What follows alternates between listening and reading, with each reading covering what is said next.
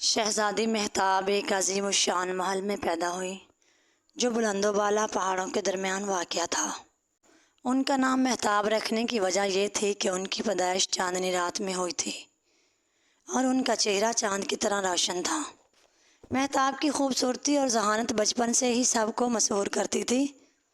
شہزادی مہتاب کی پرورش بہت ناز و نام میں ہوئی، لیکن انہیں ہمیشہ عاجزی اور نیکی کی تعلیم دی گئی۔ وہ علم، فنون اور جنگی مہارتوں میں ماہر تھی۔ ان کے والد بادشاہ شاہین نے انہیں سلطنت کی تمام ذمہ داریوں کے بارے میں آگاہ کیا اور مہتاب نے بھی اپنے والد کی توقعات پر پورا اترنے کی پوری کوشش کی۔ ایک دن مہتاب کی ملاقات ایک نوجوان شہزادے نوفل سے ہوئی۔ نوفل ایک بہادر اور نیک دل شہزادہ تھا۔ وہ اپنی ریاست کی حفاظت اور عوام کی خدمت کے لیے مشہور تھا۔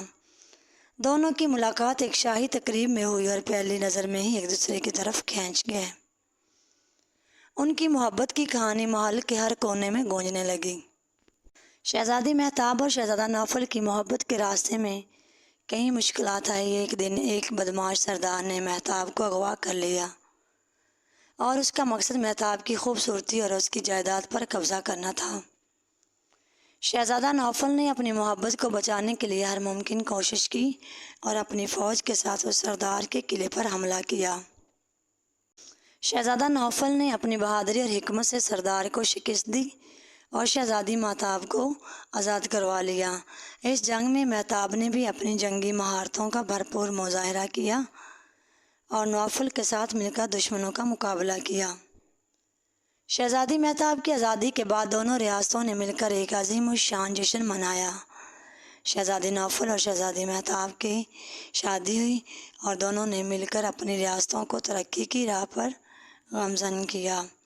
ان کی محبت اور بہادری کی کہانی آج بھی نسل در نسل سنائی جاتی ہے اور مہتاب کو ہمیشہ ایک خوبصورت، دلیر اور عقل مند شہزادی کے طور پر یاد کیا جاتا ہے۔ نتیجہ یہ ہے کہ شہزادی مہتاب کی کہانی ہمیں یہ سبق دیتی ہے کہ محبت اور بہادری ہر مشکل کو پار کر سکتی ہے۔